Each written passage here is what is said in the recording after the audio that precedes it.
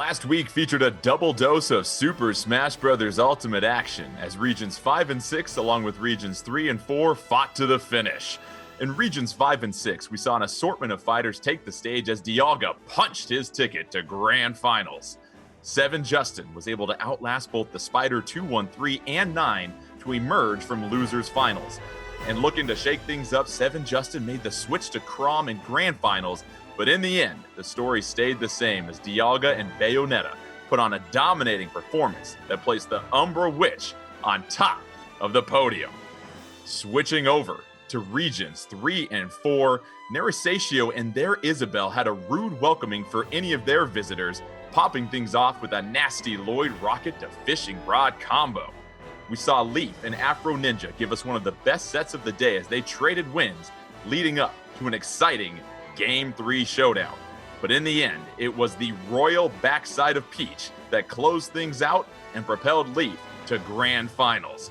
On the verge of a bracket reset in Grand Finals, Narasatio is able to come through in the clutch and seal the victory, and the looks on both Coney and Vicky said it all afterwards. The fun continues today as we bring you the finals for Regions 1 and 2 in the Super Smash Bros. Ultimate North American Online Open May 2020. Up next. Well, happy Sunday and happy Father's Day. With that, we welcome you in to the finals for Regions 1 and 2 in the Super Smash Bros. Ultimate North American Online Open May 2020. I'm your host, Jordan Kent, and joining me, we have two of the finest analysts that you will see for Super Smash Bros. Ultimate. Let's start with our first one. She, quote, says her Kirby is cheese. We welcome here Vicky Kitty. Vicky, how's it going? Pretty good. I'm really excited to see who our last finalist is going to be for this region. And then finally, we have a man that's cooler than an untouched controller. You looking forward to the action today? Always, man. There's no doubt about it. I'm glad we're able to finish the May off with style. Really excited for these fighters we have. Well, let's take a look at how these fighters got here. We have the top 4 finalists out of nearly 2,000 players in the West region, Regions 1 and 2. And you look at the bracket, we have Tipster, Nestboy12, MarkSDKing, and KiraFlax. And Vicky, you look at Tipster, and what did you notice about them in their journey to this Final Four? Well, compared to all the players that we're going to see displayed in broadcast today, we actually had Tipster being the only player go 2-0 throughout all their matches. And Nestboy12 having to take down some championship caliber players on their way here. Yeah, no doubt about it. I mean, the fact that Nestboy had to go through Sweet Tea, who actually won a Super Smash Bros. Ultimate North American Tournament in 2019, that really stood out to me because I know Sweet Tea. He's my boy. He's very talented. So for Nestboy to go over him, that tells me right there he should be considered one of the favorites for this event. Don't forget, what's at stake is a digital download code for Super Smash Bros. Ultimate Fighters Pass Volume 2, Splatoon 2, and ARMS as well for a victor, as well as bragging rights. The rules real quickly: 4 players, double elimination bracket as you see here. Best of 3 games wins the match. No items, smash meter, and random stage selection of 8 curated stages. 3 stock, 7 minutes. Shall we get to 7 minutes in a match? And Vicky, it's been really interesting. Over the last couple of weeks, we highlighted counter picks and fighter selection, fighter changes. But today, all 4 of our players really stick with their main through thick and thin. They're with them till they're old and wrinkly and loving each other through those long days. What can you say about fighter specialization? Well, we've been seeing thus far, at least for this bracket, what stands out for these players is that these are character specialists. We've been seeing these players stick with the one character throughout the entire bracket thus far, and we're already going into the first match. I mean, Nestboy, no surprise here, sticking to the Nest that he's been repping throughout the entire bracket, and then Tipster, on the other hand, repping the Mega Man. And this is one of those matchups where it's going to be a little tricky. You know, you have Mega Man that relies mostly on projectiles, and starting off on a map like Lilat, you're going to have that gravitational pull from Nestboy to be able to counteract against Tipster, but also keep him up in the air against these platforms. Very well said. And we know that Ness is a character that really wants to get you in the air, all sorts of aerial mobility and those disjointed hitboxes, especially on those aerials that they throw out. Oh, absolutely. I think one thing about Ness, too, that's underrated is the fact, like, he can really get in there and rush you down. Like, I've been in plenty of situations where I've seen Ness just explode out into an explosive lead, and it's so hard to bring it back. I mean, you're kind of seeing that put on display right now. Nestboy up about 40% and not looking to slow down, but Tipster starting to pick up some momentum. Just as I compliment Nest, it's like they love proving me wrong right from the start, Jordan. Tipster and Nestboy pretty even on this first stock here. And Vicky, a lot of people will look at Mega Man and say that's a zoning character, but you got to find the right zone and somewhat of that mid-zoning characters. We see that up air with Airman and that air shooter carrying Nestboy to the top in an early one-stock advantage for Tipster, Vicky. Yeah, definitely have to be careful jumping out of that up air because, you know, if you find yourself jumping, you can actually see yourself getting set a lot higher towards the blast zone. And something as Mega Man, you have to be wary, just not only because of the side magnet being starting out in frame 7, but the fact that you do have a back air to help you out of shield as Mega Man. Believe that back air is frame 4, so that I could at least contest the frame 7 side magnet that could come out to contest your projectiles. Yeah, and Mega Man has such a great tool in that leaf shield in that disadvantage state. We're going to see that come out quite a bit when Mega Man's trying to land because a bigger, heavier character, surprisingly, Mega Man can be some combo food sometimes. Yeah, you know, but I do think, you know, you mentioned his weight right there. That sometimes can be a saving grace because he is deceptively heavy. But even the heaviest of characters will fall prey to a well-placed Nest back air, which has just got an incredible amount of knockback behind it. Tipster with a 62% vitality advantage in this second stock at this point. And right now, neither fighter really dominating things. As you said, Vicky, it's about Tipster using that Mega Man to sort of keep Ness away from being able to rush down Mega Man and get in their face. Yeah, and you see Tipster being able to maneuver himself around these platforms on purpose, being able to use the momentum from using these B reverses as well as his leaf shield to act as like a second shield for him, as it says in the name, but he just have to land against Nestboy, which Ness does have that rather large up air to try to contest you from getting back, and as kind of like an anti-air too, but with a forward smash, actually calling out the jump from Tipster right there. And you see Nestboy using that forward smash with the bat, and Nestboy turning the tables on Tipster at this point, taking full momentum of this match. And you pointed it out, Ness has got some tools to be a rushdown character to quickly change all of the momentum.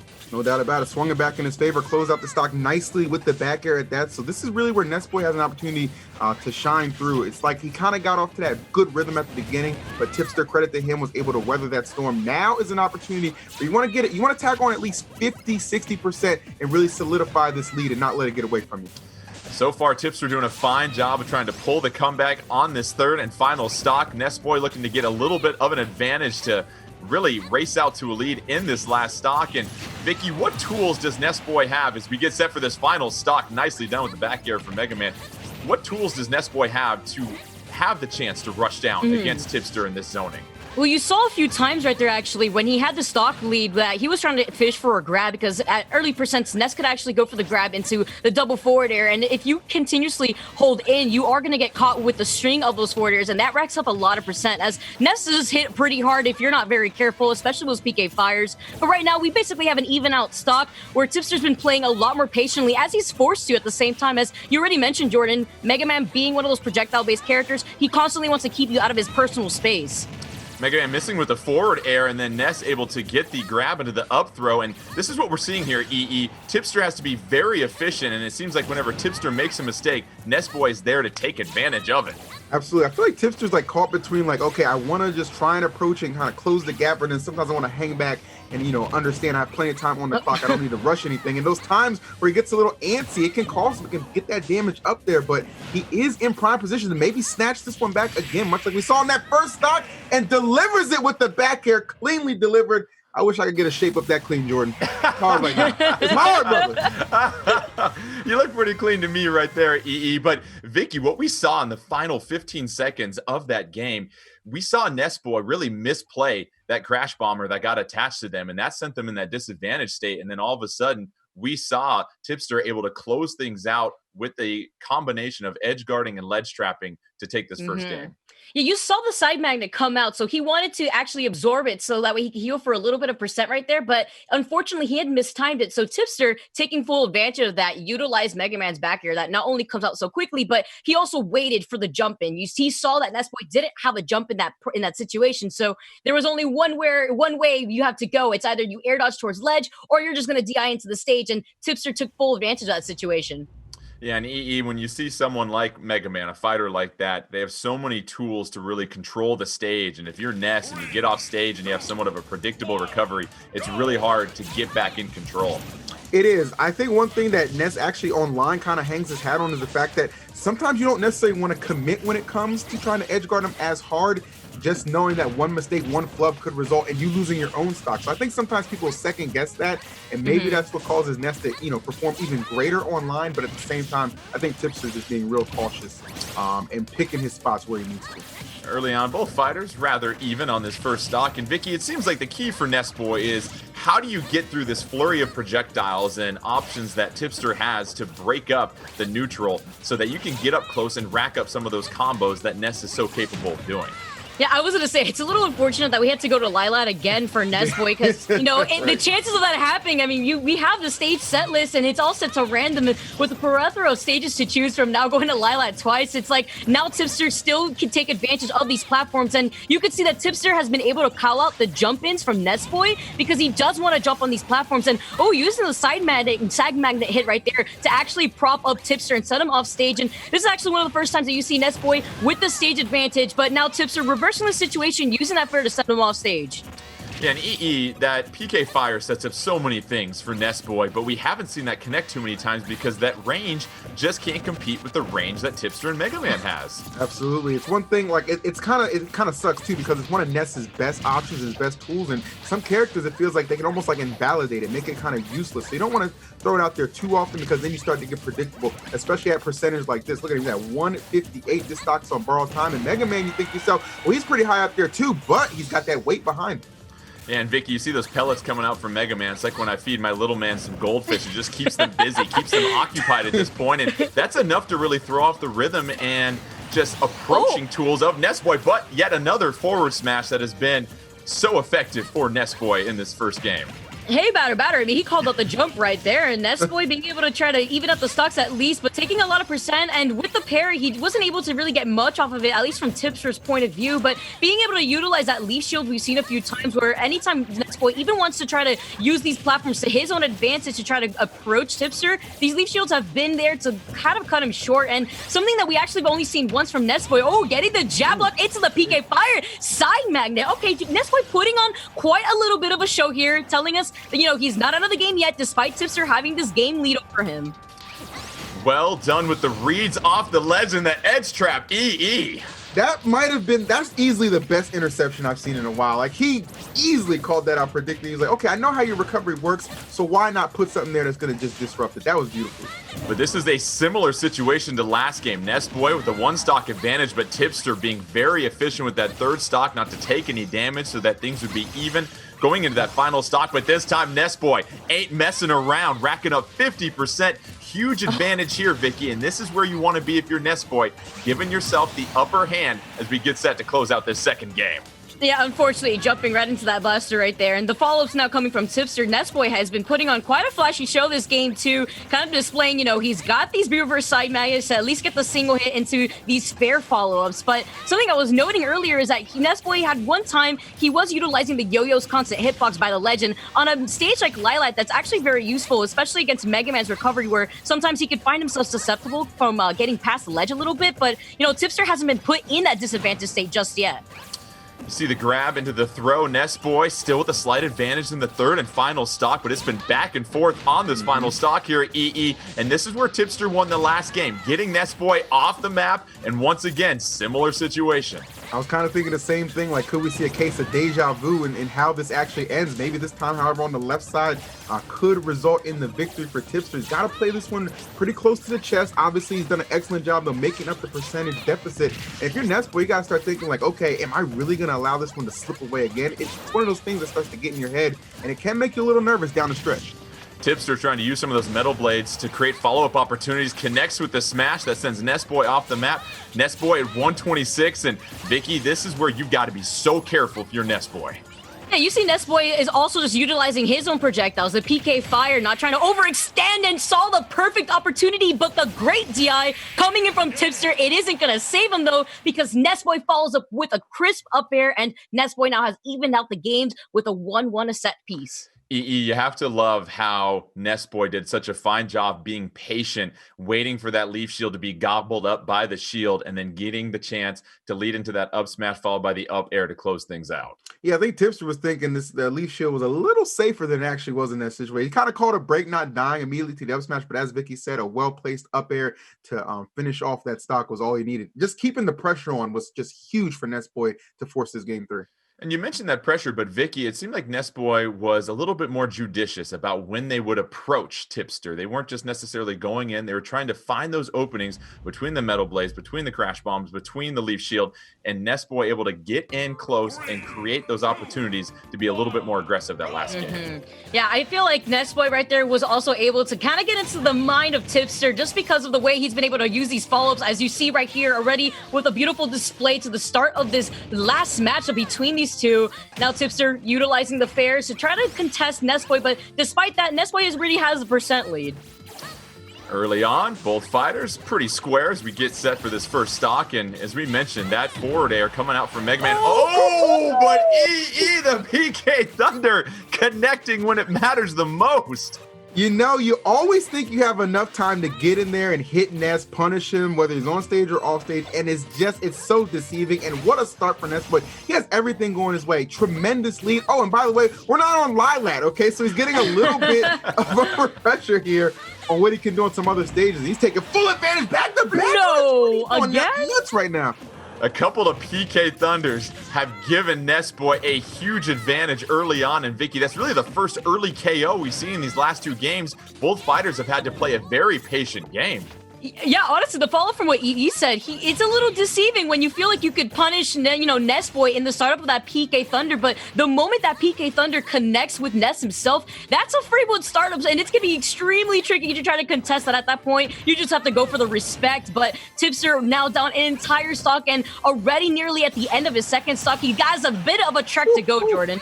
It is all Nestboy in this third and deciding game to see who advances in the winner's bracket. It's Nestboy who finally loses their first stock, 2-1 advantage over Tipster. And at this point, EE, this is when you can't really take your foot off the gas if you're Nestboy. No, not at all. I mean, Nestboy obviously, a tremendous advantage right now, but you want to keep that because to Tipster's credit, he has shown in that past match, in that opener, that he can mount the comeback when given the opportunity.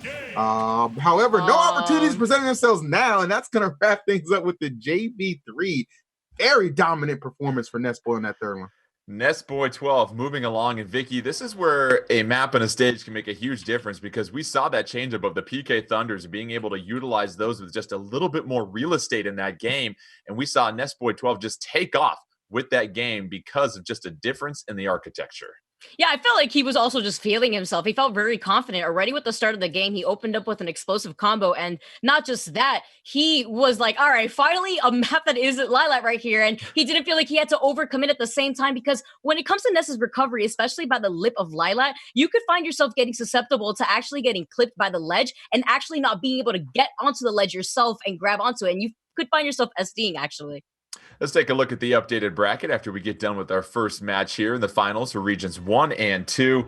Nestboy 12 moving along to winners final after taking care of business against Tipster. Up next will be the winner of MarkSDKing or KiraFlax. And looking at a couple of these players here, what's interesting is when you look at KiraFlax, as we mentioned, defeating Numbreon, a Super Smash Bros. Ultimate North American Open 2019 winner. And Vicky, once again, we talk about the prestige of these players coming in, and when you're defeating someone that was a former champion, you know you can roll in. KiraFlax being one of those Rob specialists. Yeah, I mean, KiraFlax, he is no stranger to the competitive scene as well. KiraFlax has a dark pit in the pocket, and despite him actually using Lucina at one point in the game, he's just stuck with Rob throughout this entire bracket. And I definitely have my eyes set on MarkSDKing as well, because this man is a Wi-Fi warrior. This is his grounds that we are playing on right here, and we're going to be potentially seeing a Rob Ditto.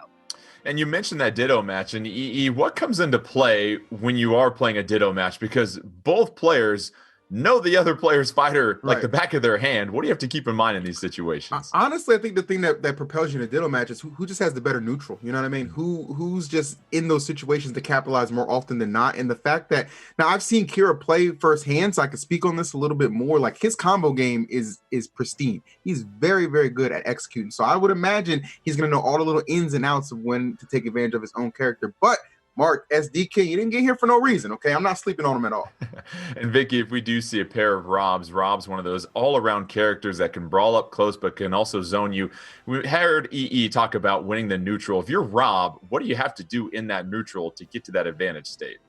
Honestly, stay grounded on the stage and being able to take advantage of your opponent off stage, like usually for all their matchups, but in particularly when it comes to Rob, you have that recovery that you could really mix up your opponent, whether you want to go for a high recovery above the ledge or get the ledge invincibility as well. The thing is about Rob is that he's a large character, so his hurt box is larger than most characters in the roster.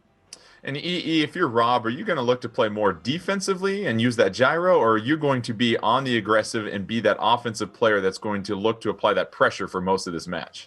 Well, I would say that depends on how the first 30 to 45 seconds of the match goes. If I feel like, okay, I can go out there, I connect the hit, and then I string it into a couple more, I have no reason to stop unless you give me a reason, okay? So I think whomever is going to open up with like that, just that fiery aggression right out the gate, that's going to be the difference maker. And I think Kira's probably going to be the one who goes for it. So that would be a good opportunity for Mark to just kind of do some counterplay, capitalize, and maybe make him think twice. MarkSDKing taking on KiraFlax. Winner will go ahead and face off against Nestboy 12 in winners final, the finals for regions 1 and 2. Looks like they're getting set for this matchup. And will we have that Rob Ditto? Yes, we will. Like we so correctly predicted. We're off to a good start here, gang.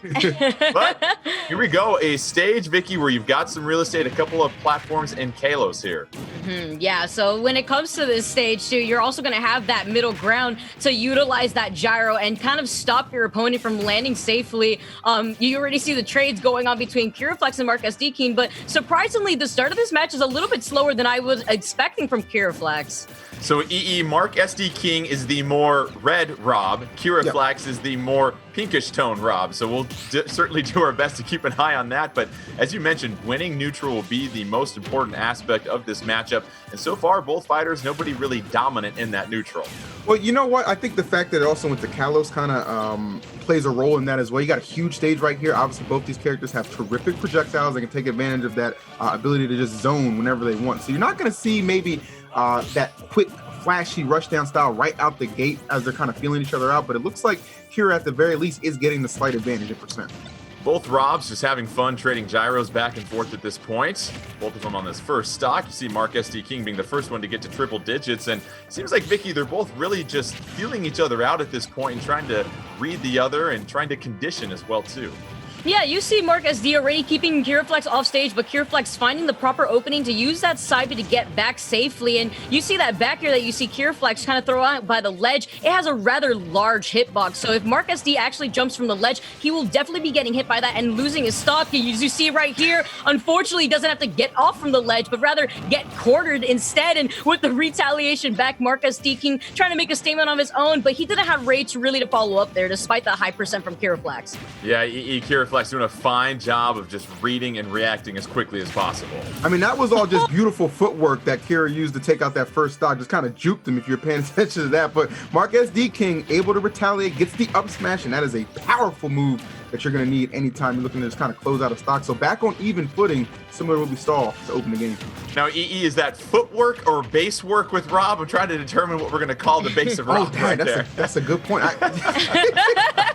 That's that good work. How about that? That good work. I like that. That good work. MarkSDKing, slight disadvantage over KiraFlax, but as you would expect in a ditto match between two high-quality players, it is rather even at this point. And right now, we're seeing a lot of those robo beams come out here, Vicky, just to create some spacing opportunities as the other tries to navigate some of those gyros. KiraFlax unable, though, to get the KO with that forward air flying off the stage. No, but he still managed to get so much percent. You could see this pressure and just being able to retreat back from the platform. KiraFlax is in such an aggressive role here versus MarkSD. I mean, this is still a Rob specialist between these two players. They mostly just play Rob for the entirety that I've known and seen these two players play it out. But you see MarkSD still holding on to the second stock despite taking so much damage. KiraFlax is still in such an advantage state.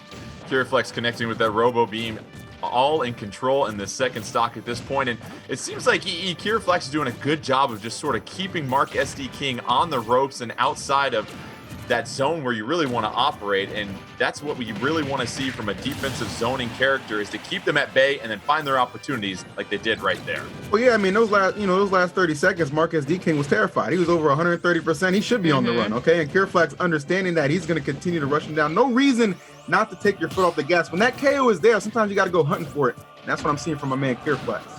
KiraFlax taking the long recovery back on the stage, dropping a gyro to go ahead and keep MarkSDKing occupied at this point. And this is that separation point in the game here, Vicky, where if you're KiraFlax, you just want to continue to rack up percentage, put yourself in the best position for that final stock. Yeah, you see, he's not trying to overextend either. He's trying to actually just go for the follow-ups instead. That's why you didn't see him go for the side B by so close to the blast zone when you had MarkSDKing actually at the big disadvantage state that he was there. But finally finding his footing, I mean, maybe a little too late here, as he is jumping around KiraFlax a lot, and you saw how he was able to lose that second stock because of the fact that KiraFlax called out that jump with the large up air.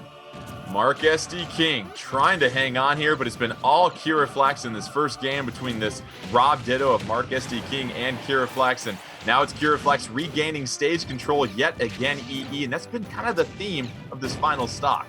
Yeah, it really just, it honestly, okay, well, there you go. There we go. Get a little bit of offense to maybe mount some type of comeback. It's very improbable, but it's not impossible. That's the one thing that if I'm MarkSDKing, I kind of keep in mind, but you got to play this so close to the chest. And KiraFlax, he's been just so proficient in just hunting them down at these higher percents. It really feels like it's a losing battle, but it's not one that's over yet. You got a stock, you got a chance. KiraFlax really doing a fine job of trapping MarkSDKing with these gyros and then reading the recovery and options. And as you said, Vicky, really utilizing those follow-up opportunities to punish and rack up that damage. Yeah, and you saw right there, that could have been it for MarkSDKing if the side B connected, but the up air instead gonna hit MarkSDKing, but with the great DI and lack of rage from KiraFlax's part, MarkSDKing is still gonna be able to find himself holding on to this last stock to try to bring it back, utilize this rage, and it's still very doable here for MarkSDKing if he can find us down here. Yeah, MarkSDKing doing a fine job of just punishing that arm rotor coming out from Rob, and you saw leading that up to a combo, but KiraFlax not going to let any comeback happen on their watch. They close things out, and EE really just a fine job of KiraFlax in this Ditto match of being in the advantage for the majority of this match, using all of Rob's tools to really keep MarkSDKing away from being up in their face, because we know Rob sometimes can struggle with fighters that are right in their face applying that pressure. I feel so, the match ended so abruptly. I feel so bad because he was just, it looked like it was like we're thinking, okay, it's improbable, but it's not impossible. We're thinking Mark might have been able to do it, but then just one there just silences all of that. But no, Kira did he did exactly what he was supposed to do. You know what I'm saying? He got off out there with the lead early on. He maintained it the whole time. And Mark, again, he's just fighting an uphill battle against a character obviously you know well, but it's the same thing on the other side. Kira knows well, he knows what to do to keep you out, and it just wasn't anything he could really do to make that comeback a reality. Well, no surprises in the fighter selection. Rob Ditto once again on Battlefield. And Vicky, if you're MarkSDKing, what adjustments do you see them possibly making in this second game? Well, you saw him already adjusting in that last match. I mean, KiraFlax did have an exponential lead at the beginning, but you saw MarkSDKing kind of creeping his way back towards evening things out with KiraFlax. And, you know, despite KiraFlax taking that first game, I know KiraFlax definitely felt like anything was possible there, because if the gyro setup worked out for MarkSDKing, he could have utilized that rage to actually get an up smash kill, and now getting the down here, actually trying to reverse the situation. It's difficult to try to gimp Rob when he has such a great long recovery like that. And EE, that up air is such an effective tool for Rob. It seems like in Battlefield, you have to stay off these platforms because Rob, as you mentioned, a big, heavy, floaty character that's easy to hit. Absolutely. I mean, honestly, it's just one of those things where you just have to always know exactly where you are in the situation you're putting yourself in, because Rob does have a variety of ways to take stocks, and that back air being quite an efficient one as well. KiraFlax off to another tremendous start. As MarkSDKing, he might be wishing he does SD at the moment, simply because he'll give him an excuse. Why am I losing like this, Jordan? What's going on? Well, what's going on is that you've got KiraFlax here, Vicky, just doing a great job of being patient and looking for those openings to punish, and doing a great job defensively as well, too, not giving MarkSDKing really any windows to close the gap.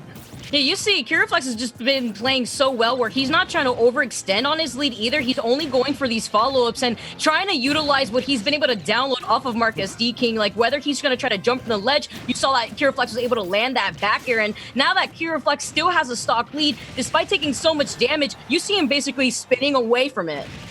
and that's what Rob can do. EE is rack up the damage and no shortage of KO options. It is all KiraFlax in the second game, just one stock away from advancing to winners finals. And no doubt about who the superior Rob is at the moment. I mean, this is almost what a lot of people might just expect, right? Kira has that rich history. He's been competing ever since Brawl. You have to go back just years to know. This guy has a very strong lineage in Smash Brothers, and obviously bringing that competitive fortitude to the battlefield. No pun intended, Jordan, but it is quite effective what we're seeing right now. It's just a display of dominance. Hey, I love puns. You can keep them coming, my friend. It's all KiraFlax in full control, Vicky. We see the grab into the side throw. And as you said before, KiraFlax not overextending themselves. And that's what we see sometimes when someone has a lead. You try to get flashy, you overextend yourself, trying to do things outside the scope of what your fighter should do. And that's when you leave that window for a comeback. You don't expect to see that from KiraFlax, a well-disciplined player. Yeah, instead you see him just continuously adding in this pressure, utilizing these platforms. You saw him using the up airs right underneath them, and MarkSD unfortunately stuck in his shield. But now that we've been able to even things up on the ground, where MarkSDKing has been trying to hold on to the center stage, KiraFlax taking full advantage, running up with these down tilts and keeping him so close to the blast zone. KiraFlax looking like a shark, not letting go and continuously taking MarkSD to the blast zone. The shark kick right there. It was the anniversary of Jaws. I mean, we got to mention that, of course. But, you know, EE, what we saw once again was KiraFlax just using that relentless pursuit off stage when you need to, and being able to sort of turn that dial to aggressive versus defensive when you need it most is the sign of a top level player, and KiraFlax displaying that, closing out that second game and moving on to winners finals. Yeah, it becomes so tough when you get in a situation where you're already down a stock kind of early. I think he had like 60-70% on him. Kira right there, he's just going to have that elevated confidence, just keep going, rinse and repeat. What's working here? Oh, I'm putting pressure on you. You have to run away. It's hard to fight back when you're always just being smothered. You know what I mean? I think that's what Kira realized. Let's go ahead and take a look at the updated bracket here as we now have our first two players in winners finals. It'll be Nestboy12 taking on KiraFlax, and then Tipster and MarkSDKing dropping down to losers semifinal. So up next will be that winners final between Nestboy12 and KiraFlax. And so you're going to see a Nest taking on a Rob, and early impressions on that matchup, Vicky, as we see these two get set to square off. I mean, it's kind of similar to how we're going to break it down between, you know, we saw Tipster versus, Nestboy versus Tipster, actually. Yeah, where, you know, Tipster repping the Mega Man, you know, having to be careful with those projectiles, but, you know, Nestboy having to slow down his own pacing, utilizing his PK fires to approach, rather, forcing his opponent to stay in shield so that way he could go for a grab. Now you have Rob, who is a bigger character in terms of hurt box, so he is going to be more susceptible to getting hit by those PK fires, but, you know, you have the side magnet on the side of Nestboy to really help him utilize to his advantage versus, like, the gyro and the beams that are going to be coming towards his way from KiraFlax. Yeah, EE, that's what I'm really curious to see is how does Nestboy navigate the projectiles coming out from KiraFlax and then getting those opportunities to utilize that PK fire, which we see can really set up a lot of combo opportunities. Rob being a big character, it seems like if you are KiraFlax, you have to really extend your range and make sure you stay out of that range of that PK fire. Yeah, that's going to be one of the things. So, like, it's one of those things like, okay, you might think Rob might want to stay grounded, but because Nest does have that PK fire, yes, he's going to kind of force some options. That's where it's going to be a good opportunity for Nestboy to try and capitalize. And the gyro, too. Don't let Kira just bully you with the gyro. You can play with that thing, too, okay? I need to see you snatch it and send it back to him as well. That's another good underrated tool against Rob. Just use his own arsenal against him. And it seems like, Vicky, if you're Nestboy, you're pretty well conditioned to dealing with projectiles with that victory over Mega Man in the previous match. Rob doesn't have quite the projectile armory that Mega Man has right now, but you know that as Nestboy, if you can get in the air with Rob, you've got those fantastic aerials and a huge hitbox in Rob to work with. It could be a little tricky because, you know, Rob just could really barrage and overwhelm you, where you saw KiraFlax absolutely take control over the stage. And you saw at the very end, especially that last stock, he was not afraid to hunt you down so that way he could finalize that KO. But, you know, you're also coming out of the bracket where KiraFlax, a player who actually was able to beat Numbreon, who was part of the SSBU NA Open Tournament winner from one of the regions that we had last year. And you saw that Numbreon actually mains Nest. So, you know, KiraFlax has that matchup downloaded, and going into the next match going forward, Nestboy is going to have to watch out and see what did Numbreon do wrong, where KiraFlax was really able to utilize that to his advantage. Yeah, and EE, this is something we chatted about before the stream started was you've seen high-level play before, and clearly top-level players know their fighter in and out. But then you add that wrinkle of matchup knowledge and matchup experience, as Vicky alluded to, where, all right, I've already defeated a high-level Ness, so here I am facing another high-level Ness. I'm comfortable in this situation. That matchup experience, how important is that as we get closer to grand finals? Well, I think that's everything, because one, you kind of keep in mind, okay, I'm one set away from making it into grand finals, as you just pointed out. And two, I've already beaten Ness, a talented Ness, to get to this point. I've played plenty of Nesses throughout the entirety of my Smash career. Like, confidence and matchup knowledge isn't going to be an issue for Kira at all. It's going to be more on Nessboy, how he responds and how he gets off to a start as well. Do not allow Kira to bully you. That is the main thing. That's what he's made a name for throughout this tournament so far, is just a bully ball, okay? gotta get down low. And Vicky, you look at what we're going to see from KiraFlax with Rob, but then as Nessboy, you figure the stage is going to play a huge role in what you're able to do. We saw earlier that there were some issues when we were on Lilat that you couldn't utilize that PK Thunder. All of a sudden, you get a different stage, and we see a couple of PK Thunders and a quick game. So stage selection, is that going to play a big role here for Nessboy? Oh, yeah, absolutely. I mean, Rob loves Lilat. Thankfully for Nessboy, he didn't have to fight KiraFlax on Lilat, for at least right now, for what we know. But for all now, going forward, going into this match, we are going to start it off on Yoshi's Island, which the Dark Pit that I mentioned from KiraFlax, he had not taken out this Dark Pit this entire bracket, but KiraFlax coming to showcase his secondary that he's actually represented in tournament before.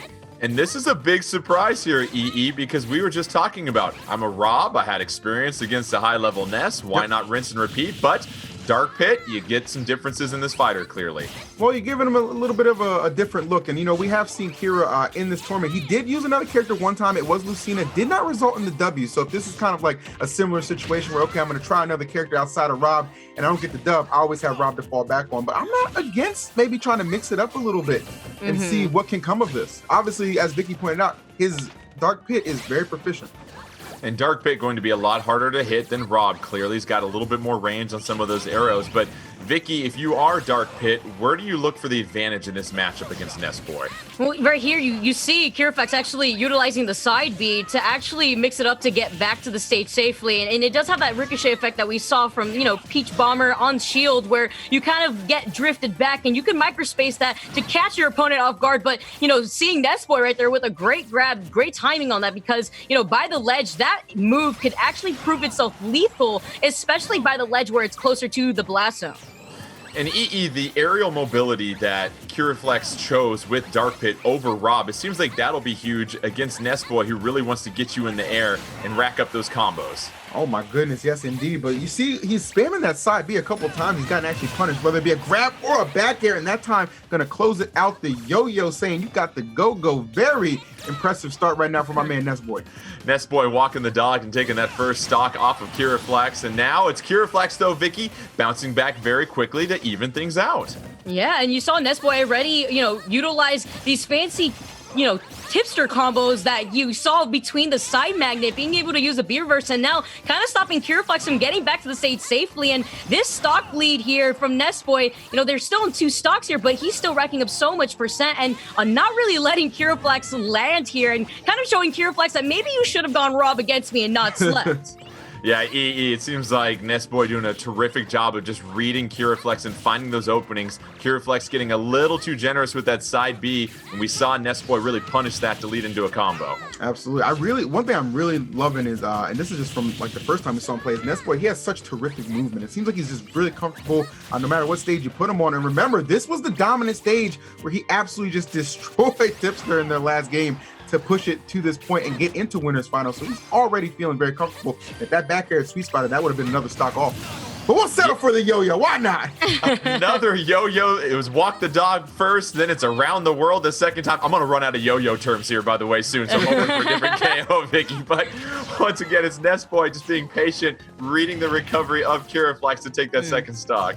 Yeah, and that's something else you're going to see, the yo-yo being able to be utilized around the ledge, actually managing to find its clipping, but the electroshock arm having to force KiraFlax to go for that high recovery. And the thing about Dark Pit is he's just kind of like a sitting duck whenever he has to recover, and that's why you see KiraFlax using the side B instead a few times. And on his last stock here, Nessboy has just been running away with this lead.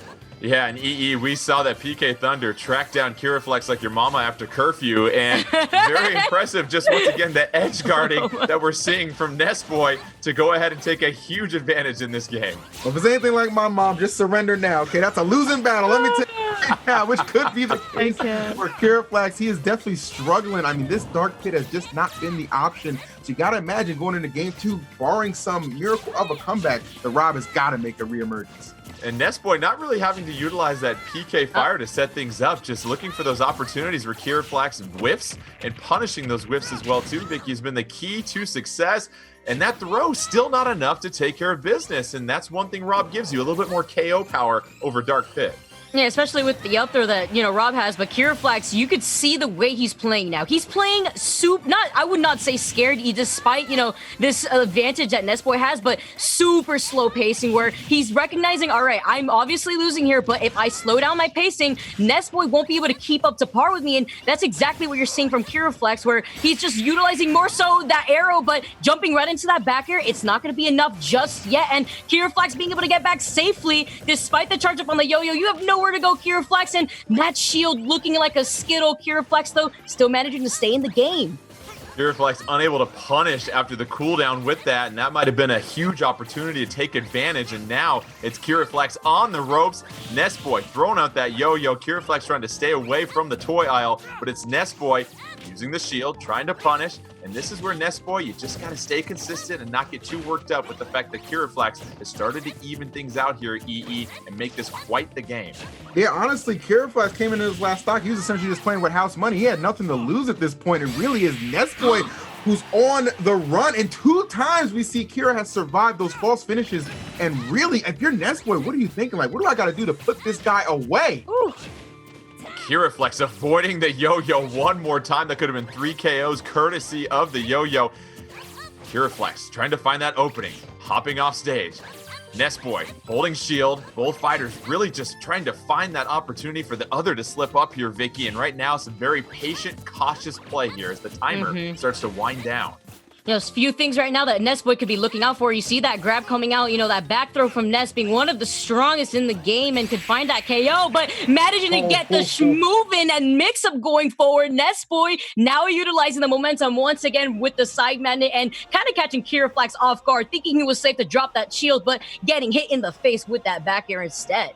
Yeah, those quick, disjointed back airs coming out from Nest. We saw almost took the KO in the final stock 2 times, but third time was a charm. And it sort of sneaks up on you in neutral because Nest, listen, doesn't have the longest arms or longest legs, still shopping in the kiddo section, but those disjoints can really catch you off guard. Absolutely. Honestly, I love the finish to that because we hadn't really seen that side magnet mix up so much coming from Nestboy up until that point. And it was kind of like, okay, I'm backed into the corner. I'm letting KiraFlax get all this momentum, letting him kind of snowball and his lead really getting away from me. So pulling that one like a rabbit out the hat was actually a perfect way for Nestboy to close that out. But props to KiraFlax, man. He made it close. And now we see KiraFlax going back to Rob. We'll see what adjustments take place here. Found some momentum in the second half of that game as Dark Pit, but KiraFlax going to go with Rob. And what's your thinking on this decision here, Vicky? Because you almost took the first game. Why the fighter selection change at this point? Well, I definitely don't agree with the attempt using the Dark Pit. Like, I know I made a joke about, KiraFlax just low-key sleeping, but he actually wasn't. It could be quite difficult to try to get into Ness's space with how large of these hitboxes between his fair and PK fire, especially on Rob. We were talking about that this character has a large hurt box, but, this is the character that KiraFlax has been most comfortable using as his main. And you saw in the last stock when he was using Dark Pit that he has that competitive mindset and mentality where if he needs to slow down the game, he definitely will with a character that does have the tools to try to contest Ness a lot easier. And what I find interesting here is that you have the gyros to control the ground level on this stage on a small map. That's going to force Nestboy to go to the air. And when you go to the air, you're in trouble against Rob in that up air. Yeah, you also don't have that much, honestly, you don't have that much space to work with too. Like, you're not going to have that many escape options. That's something that KiraFlax is really going to be able to capitalize on. You see him already taking care of business on that first stock. And again, that's just kind of getting trapped on this platform, not where he wants to be. And KiraFlax doing a good job fading out, even with the pressure from these up airs. He's not putting himself in any kind of situation that's going to allow Nestboy to get some easy retaliation.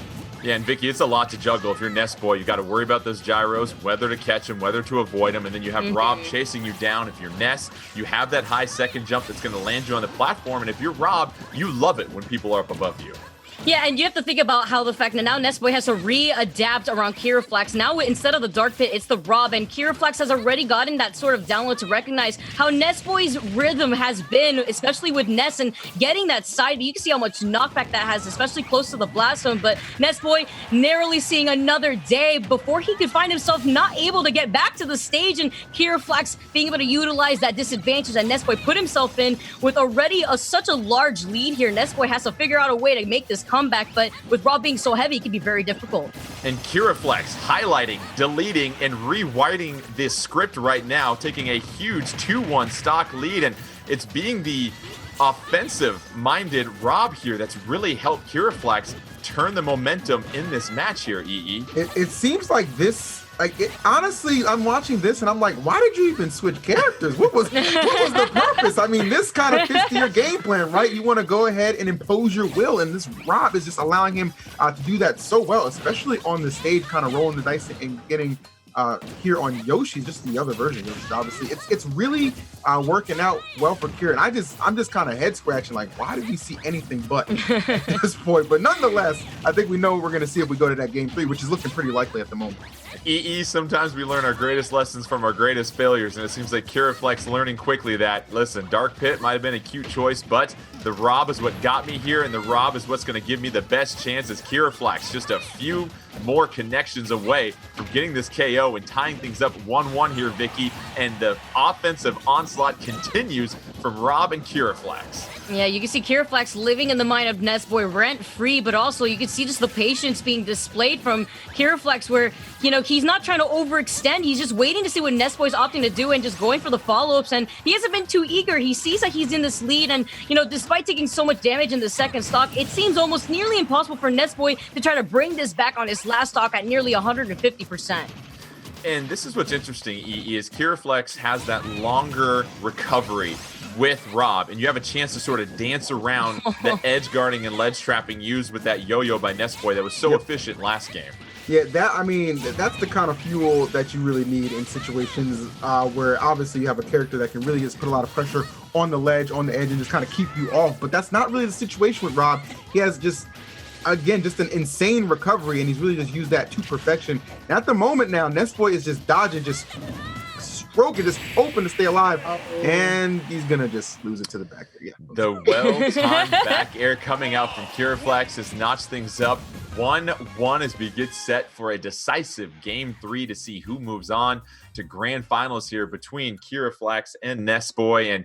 And Vicky, really, it was the switch to Rob and being able to control the map. That's what really stood out to me, was that it seemed like Nestboy didn't have a lot of options for safe mobility and was always sort of playing the defensive mindset, avoiding everything that Rob was throwing out. Yeah, just the fact that KiraFlax had just a strong opening, he was able to kind of run away with the lead. And the thing is that when you are now having to try to chase Rob for that lead, you can't be playing as defensive, because now KiraFlax can't actually afford to sit by, watch you try to hold forward. I mean, you saw already, he wasn't trying to overextend. He kind of waited to see what Nestboy was trying to do. So that way he was like, all right, am I going to go for the side B? Am I going to go for the down smash? He didn't try to overextend. And now with that, KiraFlax still sticking to the Rob. He recognized, you know, despite being such a big character and being susceptible to getting hit very easily, we are now playing on my playground, and that's going to be Lilat. And as we said, third time we've seen Lilat already from 8 randomly curated selected stages here, and it's going to be interesting to see how Nestboy adjusts to this stage once again here. And KiraFlax, you figure, EE, you're going to see that same aggression as always to keep Nestboy on the ropes. Well, there's absolutely no doubt about it, especially when you throw those platforms into the mix too. He's going to be trying to exploit everything he can. This is going to be a tough situation for Nestboy. Gets the bounce back. Oh, please, Kira! You didn't even let us see. There was no suspense. It was just destruction, my lord. KiraFlax with the spoiler. Didn't want any drama on that first stock. And already, though, Nestboy able to come back and said, now hold on a second. There's still a lot more to this match. Don't run away from me quite yet. And Vicky, right now, you see Nestboy trying to get Rob up in the air. Does so effectively. And those aerial combos so effective from Nestboy that come out and now has really taken the momentum from this game. And it's KiraFlax that is on the offensive. Nestboy on the offensive, KiraFlax looking for answers. It's almost like what we were talking about earlier. Nestboy couldn't afford last game to sit by because of the way that KiraFlax opened up the match, but now it's kind of KiraFlax sitting in the passenger seat, waiting to find the opportunity to try to close in this gap, but Nestboy not letting loose and taking full advantage of the fact that KiraFlax cannot land against these large up airs, and Nestboy a stock away from trying to proceed through grand finals, and KiraFlax now having to match up with Nestboy and kind of reach back and try to bring this comeback going on. Yeah, Nestboy just reading KiraFlax like a book on that second stock. No options whatsoever for a safe landing or safe recovery. Buckle your seatbelts here, EE, because it's all Nestboy on this third and final game. You better buckle that seatbelt, okay, because Nestboy's taking you for a ride, okay, and there's no ending sight the way he's performing at the moment. I mean, Kira just had that tremendous start, but just the resilience in Nestboy almost immediately snatching it back, and now he's got himself such a powerful lead. It's almost like Kira had to do something immediately in that back air yet again, coming to his aid and put himself in a position to at least maybe bring this one back. Not trailing by that much, but when you have that momentum that Nestboy does, it's hard to cool that off. KiraFlax ready to not power off quite yet. Nestboy, KiraFlax, final stock, trying to advance to grand finals. Loser gets sent down to the losers bracket. Nestboy really battled back in that second stock. KiraFlax has dominated the first and final stock so far. But now, both fighters starting to get a little apprehensive in their approaches, a little bit more cautious here, Vicky. And when you look at that caution, that changes the play style, clearly. Yeah, you see KiraFlax kind of holding back, knowing that his buddy over here, Gyro's got his back, kind of tanking in these PK fires and acting as like an active hitbox here for Nestboy to respect. And that's the situation here. KiraFlax, when we saw the Dark Pit coming out where he was on his last stock, he had to be extremely careful and he slowed down the pacing. And you're seeing a very similar case, except now KiraFlax has to try to mix it up to try to get back to the stage, opting to go for that aggressive route to try to contest Nestboy, because right here, if he gets hit in the middle of a jump with that backer, that's could be a kiss goodbye to his last stock. Yeah, KiraFlax doing a fine job here, EE, of getting out of that disadvantaged state. We know Nestboy really wants to punish you there, but the back air coming out from Nestboy, and that'll close it. So even after the hot start from KiraFlax, it was the consistency, the persistence, and the patience of Nestboy 12 that carries them on to grand finals, EE. And just honestly, by the skin of his teeth, because Kira was definitely picking it up, getting a lot of steam, and he was feeling pretty good about the deficit he was able to make up. But yet again, we see Nestboy, he's got that clutch gene. You can't necessarily teach that, okay? But you can extract upon it when you need to, and that's exactly what he did. And he earned his trip to grand finals. Yeah, and Vicky, it makes that Dark Pit selection by KiraFlax just a little bit more head-scratching because we saw how well they played with Rob. And so let's take a look at the updated bracket here in just a moment as we see who advances to grand finals, and that'll be Nestboy 12, a tightly contested 2-1 match. Nestboy getting the upper hand in 2 3-game matches to go to grand finals. And that'll leave Tipster and MarkSDKing up next. But for right now, we're going to take a quick little break. And when we come back, we will go ahead and bring you the losers bracket as we get set to find a champion in our Region 1 and 2 finals for the Super Smash Bros. Ultimate North American Online Open May 2020. We'll be right back.